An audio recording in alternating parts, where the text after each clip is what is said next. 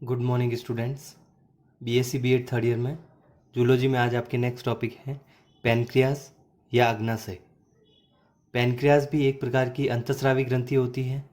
इसके साथ साथ यह पाचन तंत्र में कार्य करने वाली एक ऐसी ग्रंथि है जो बहिस्रावी ग्रंथि की तरह भी कार्य करती है। तो अंतस्रावी ग्रंथि है तो हार्मोन सिक्रीट करती है। इसके अलावा यह बहिस्रावी ग्रंथि या एक्सोक्राइन ग्लैंड होने के कारण यह इसके अंदर एंजाइम भी सिक्रीट करती है। और दोनों में अंतर इसके अंदर आपको पिछली क्लासेस में बता चुके हैं कि बहिस्रावी और अंतस्रावी इसके अंदर ग्रंथि में क्या अंतर पाया जाता है। तो पैनक्रियाज या अग्नाशय जो है इसके अंदर यह इसके अंदर एक प्रकार की जो अंतस्रावी ग्रंथि है तो क्या क्या कार्य करती है उसके बारे में आपको बताते हैं। इससे पहले आपको इसके अंदर पीयूष ग्रंथि के बारे में और इसके अलावा थायराइड ग्रंथि, पैराथायराइड ग्रंथि और इसके अंदर एडिनल ग्रंथि जिसमें दो अलग अलग भाग होते हैं, कॉर्टेक्स और मेडुला। उसी प्रकार से इसके अंदर पीयूष ग्रंथि जो है उसके दो भाग होते हैं, अग्र पीयूष ग्रंथि या एडिनो हाइपोफाइसिस और इसके अंदर न्यूरो हाइपोफाइसिस या पोस्टीरियर पिट्यूटरी ग्लैंड या पश्च पीयूष ग्रंथि, जो कि इसके अंदर अलग अलग प्रकार के हार्मोन सिक्रीट करती है। पीयूष ग्रंथि के हार्मोन जो होते हैं अन्य ग्रंथि के हार्मोन और उसकी इसके अंदर संरचना या उसकी इसके अंदर कह सकते हैं स्ट्रक्चर को या उसके इसके अंदर विभिन्न प्रकार के कार्यों का नियमन करते हैं। इस कारण इसके अंदर उनको ट्रॉपिक हार्मोन भी कहा जाता है और पीयूष ग्रंथि को मास्टर ग्रंथि भी कहते हैं। तो उसमें अलग अलग प्रकार की जो इसके अंदर कह सकते हैं ग्रंथियां हैं, थायराइड ग्रंथि उसके हार्मोन, पैराथायराइड ग्रंथि के हार्मोन, उसके अलावा एडिनल ग्रंथि के कॉर्टेक्स और इसके मेडुला भाग के हार्मोन के बारे में आपको बता चुके हैं। अब बात करते हैं इनके इसके अंदर पैनक्रियास या अग्नाशय जो है वह कैसे बहिस्रावी ग्रंथि की तरह और अंतस्रावी दोनों ग्रंथियों की तरह कार्य करती है। अग्नाशय या पैनक्रियाज इसके अंदर दो संरचनात्मक और क्रियात्मक, या जिसे कहा जाता है हिस्टोलॉजिकली और इसके अंदर कह सकते हैं फंक्शनली। तो इसका अर्थ ये होता है कि इसके अंदर दोनों की दो अलग अलग इसके अंदर कह सकते हैं अग्नाशय जो होता है इसके अंदर किससे मिलकर बना होता है, संरचनात्मक और क्रियात्मक इसके अंदर कह सकते हैं अलग अलग प्रकार के टिश्यू या उत्तक से मिलकर बना होता है। और संरचनात्मक इसके अंदर या जिसे कहा जाता है हिस्टोलॉजिकली और क्रियात्मक या जिसे कहा जाता है फंक्शनली, दो अलग अलग प्रकार के टिश्यू या उत्तक इसके अंदर कह सकते हैं पैनक्रियाज में पाए जाते हैं, अग्नाशय में पाए जाते हैं। तो दो अलग अलग प्रकार के टिश्यू इसके अंदर पाए जाते हैं, उसका मिक्सचर होता है, मिश्रण होता है पैनक्रियाज या अग्नाशय। और ग्रंथि का समूह जो होता है इसके अंदर कह सकते हैं एक्सोक्राइन फंक्शन या बहिस्रावी इसके अंदर कह सकते हैं कार्य, इसके अंदर कह सकते हैं एंजाइम का सिक्रीशन करता है। तो इसके अंदर ग्रंथि का जो समूह होता है जो इसके अंदर कह सकते हैं ग्लैंड्स या ग्रंथियां जो कि उत्तक इसके अंदर या टिश्यू अलग अलग प्रकार के जो पाए जाते हैं। तो इस प्रकार की इसके अंदर कह सकते हैं जो पैनक्रियाज इसके अंदर ग्लैंड बनती है या पैनक्रियाज ग्रंथि जो बनती है वह इसके अंदर ग्रंथि का समूह या जब इसके अंदर कह सकते हैं ग्रुप बनता है तो वह इसके अंदर एक्सोक्राइन फंक्शन करेगा। तो पैनक्रियाज का इसके अंदर इस प्रकार का जो समूह होता है वह एक्सोक्राइन फंक्शन करता है। और एक्सोक्राइन का अर्थ क्या होगा, ये बहिस्रावी इसके अंदर कह सकते हैं ग्रंथि की तरह कार्य करेगा और इसका अर्थ होगा ये एंजाइम का सिक्रीशन करेगा, हार्मोन का सिक्रीशन नहीं करता है। एक्सोक्राइन कोशिकाओं में इसके अंदर अब बात करते हैं इसके अंदर जैसे अलग अलग इसके अंदर कह सकते हैं जो प्रकार के दो टिश्यू होते हैं। तो ग्रंथि का जो समूह होता है जो एक्सोक्राइन फंक्शन करता है और एक्सोक्राइन फंक्शन करेगा तो उसमें जो कोशिकाएं होती है कौन सी होगी, एक्सोक्राइन सेल होगी या बहिस्रावी कोशिकाएं पाई जाती हैं। तो एक्सोक्राइन सेल या बहिस्रावी कोशिकाओं में इसके अंदर टिश्यू पैचेस पाए जाते हैं।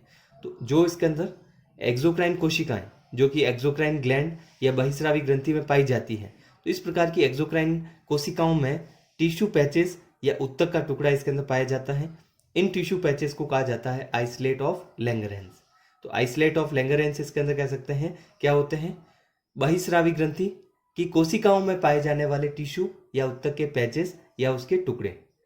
टिश्यू के पैचेज या उत्तक के टुकड़े जो हैं जो कि इसके अंदर कह सकते हैं एक्सोक्राइन कोशिकाओं में पाए जाते हैं।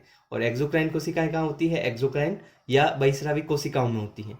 तो उसमें पाए जाने वाले इसके अंदर टिश्यू के पैचेज या उत्तक के टुकड़े को आइसोलेट ऑफ लैंगरहैंस कहा जाता है या हिंदी में इसे कहा जाता है लैंगरहैंस की दीपिकाएं। तो लैंगरहैंस की दीपिकाएं किसे कहेंगे, एक्सोक्राइन कोशिकाओं में पाए जाने वाले टिश्यू के पैचेज या उत्तक का टुकड़ा। और इसको आइसोलेट ऑफ लैंगरहैंस ही क्यों कहते हैं, दीपिका इसके अंदर जो है या लैंगरहैंस की दीपिका इसके अंदर क्यों कहा जाता है, क्योंकि लैंगरहैंस जो वैज्ञानिक थे सबसे पहले, क्योंकि इसकी खोज या डिस्कवरी की गई थी इसके अंदर पॉल लैंगरहैंस के द्वारा। पॉल लैंगरहैंस जो वैज्ञानिक थे उन्होंने सबसे पहले इसकी खोज की थी, डिस्कवरी की थी। इस कारण इसके अंदर कह सकते हैं इन्हें इसके अंदर लैंगरहैंस की दीपिकाएं कहा जाता है।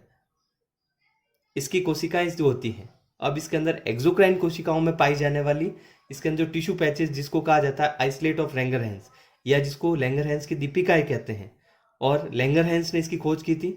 और इस प्रकार लैंगरहैंस की दीपिकाओं में अब जो कोशिकाएं पाई जाती हैं वो कैसी होती है, अंतःस्रावी प्रकार की होती है। तो एक्सोक्राइन कोशिकाएं जो है उसकी ग्रंथियों का समूह इसके अंदर जो है पाया जाता है, वह तो बहिस्रावी कार्य करता है, एंजाइम का सिक्रीशन करता है, लेकिन जो लैंगरहैंस की दीपिकाएं पाई जाती हैं उनकी कोशिकाओं में इसके अंदर कह सकते हैं अंतःस्रावी प्रकार की होगी और ये हार्मोन का सिक्रीशन करती हैं। तो इस प्रकार इसके अंदर कह सकते हैं जो कोशिकाएं पाई जाती हैं एक्सोक्राइन कोशिकाएं या जिसको आइसोलेट ऑफ लैंगरहैंस कहा जाता है, उसमें जो कोशिकाएं होती हैं जो अंतःस्रावी है, तो उसमें स्तनधारी जंतु में इस प्रकार इसके अंदर पैनक्रियाज में कौन कौन सी कोशिकाएं पाई जाती हैं, अलग अलग प्रकार की होती हैं, वेरियस टाइप की होती हैं कोशिकाएं जो कि इसके अंदर पैनक्रियाज में पाई जाती हैं और वो अंतःस्रावी प्रकार का कार्य करती हैं। तो कौन कौन सी कोशिकाएं होती है ऐसी जो कि लैंगरहैंस की दीपिकाओं में पाई जाती हैं? अल्फा सेल या अल्फा कोशिका, बीटा सेल या बीटा कोशिका, और तीसरी होती है डेल्टा सेल या डेल्टा कोशिका, जिसमें सबसे ज़्यादा मात्रा किसकी होती है, 60% होती है इसमें बीटा सेल की, 25% या 25% पाई जाती है अल्फा सेल, और डेल्टा सेल जो होती है इसके अंदर सबसे कम होती है 10%। तो तीनों में से डेल्टा सेल सबसे कम और बीटा सेल जो होती है इसके अंदर इसमें पाई जाने वाली उसकी संख्या सबसे ज़्यादा होती है 60%। अलग अलग प्रकार की जो कोशिकाएं हैं वह हार्मोन भी अलग अलग सिक्रेट करती हैं। जैसे अल्फा सेल या अल्फा कोशिका जो है वह ग्लूकागॉन हार्मोन का सिक्रेशन करती है। इस प्रकार अंतःस्रावी जो कोशिका इसके अंदर कह सकते हैं जिसे बीटा सेल कहा जाता है या बीटा कोशिका कहा जाता है जिसकी मात्रा सबसे ज़्यादा होती है, वह क्या सिक्रेट करती है, इंसुलिन हार्मोन का सिक्रेशन करती है। और डेल्टा सेल जो होती है इसके अंदर या डेल्टा कोशिका जो है वो सोमेटोस्टेटिन हार्मोन का सिक्रेशन करती है। तो इंसुलिन, ग्लूकागॉन और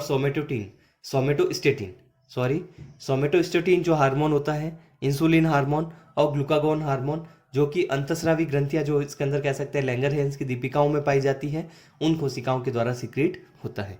तो इसमें ग्लूकागॉन का अलग कार्य होगा, इंसुलिन हार्मोन का अलग कार्य होता है, सोमेटोस्टेटिन का अलग कार्य होता है, और अलग अलग प्रकार की कोशिकाएं जो है अलग अलग हार्मोन सिक्रेट करती हैं।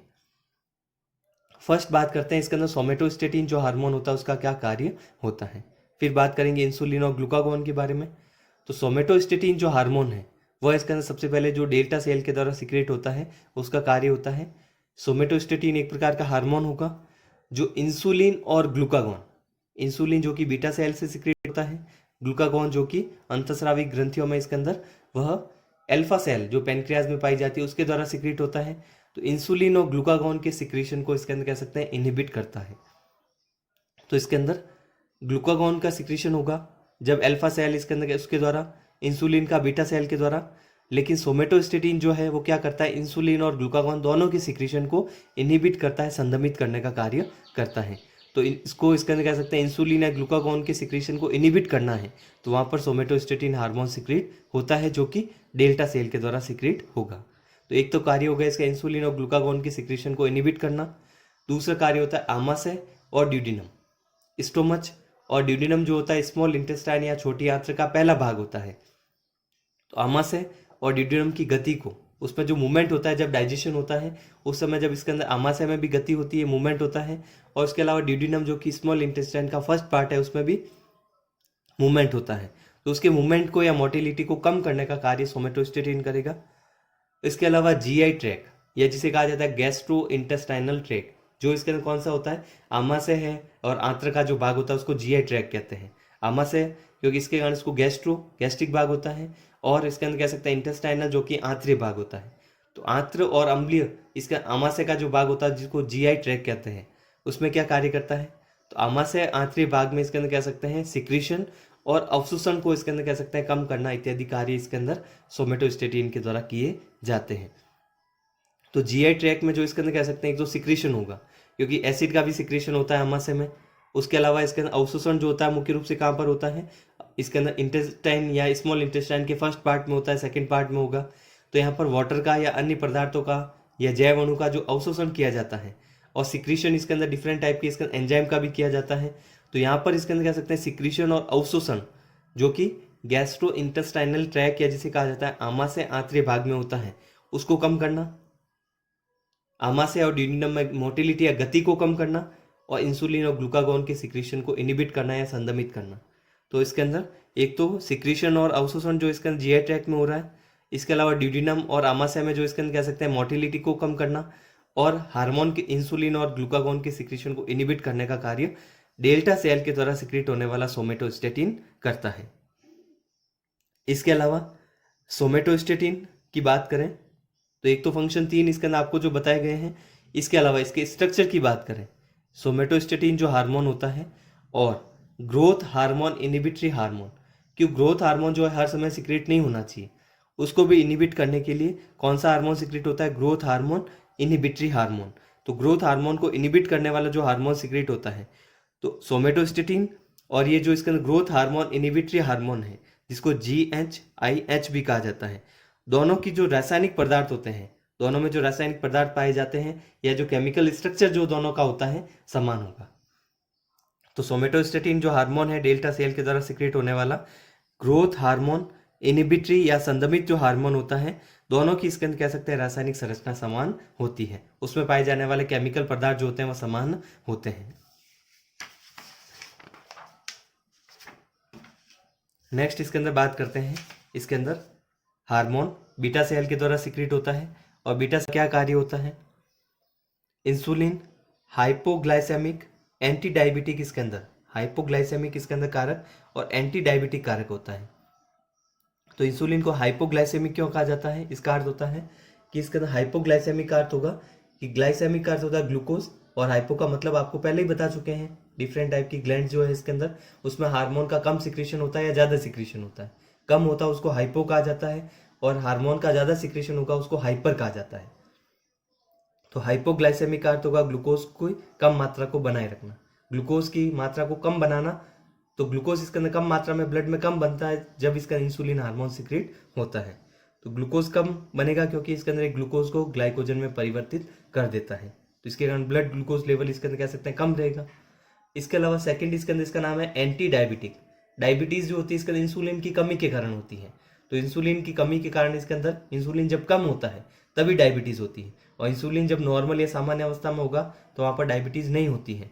तो इस प्रकार जो डायबिटीज इसके अंदर है, या इस प्रकार इसके अंदर कह सकते हैं जो डायबिटीज इसके अंदर मेलाइटस होता है जो कि इंसुलिन की कमी के कारण होता है, उसको रोकने का कार्य करता है इंसुलिन। क्यों इंसुलिन सामान्य हुआ तो वहाँ पर डायबिटीज नहीं होगी, और डायबिटीज नहीं होगी इसके कारण इसको एंटी डायबिटिक कहा जाता है। तो ग्लूकोज कम मात्रा में बनाए रखना ब्लड में और डायबिटीज नहीं होने देना, इस कारण इसको हाइपोग्लाइसेमिक एंटी डायबिटिक कारक या फैक्टर कहा जाता है। इंसुलिन जो है अब आपको बताते हैं एक प्रोटीन हार्मोन होता है, जैसे इसके अंदर आपको बताया कॉर्टेक्स के जो हार्मोन होते हैं वो स्टीरॉयड श्रेणी के होते हैं क्योंकि इसके अंदर वो जल में अविलेय होते हैं, कोलेस्ट्रॉल से बनते हैं, लेकिन ये प्रोटीन होता है जल में विलय हो जाता है, प्रोटीन हार्मोन होगा, अमीनो एसिड से मिलकर बना हुआ होता है, जो रक्त के ग्लूकोज को क्या करता है, ग्लूकोज लेवल जो होता है उसको रेगुलेट करता है, जो आपको अभी बताया ब्लड में ग्लूकोज जो है उसको कम बनाकर रखता है, क्योंकि ग्लूकोज को इसके अंदर ग्लाइकोजन में परिवर्तित कर देता है। तो ग्लूकोज को जब ग्लाइकोजन में परिवर्तित कर देता है तो ब्लड ग्लूकोज लेवल इसके अंदर कम हो जाएगा, तो यहाँ पर ग्लूकोज का जो स्तर है लेवल है उसको रेगुलेट करेगा, उसको नियमन करने का कार्य इंसुलिन हार्मोन के द्वारा किया जाता है।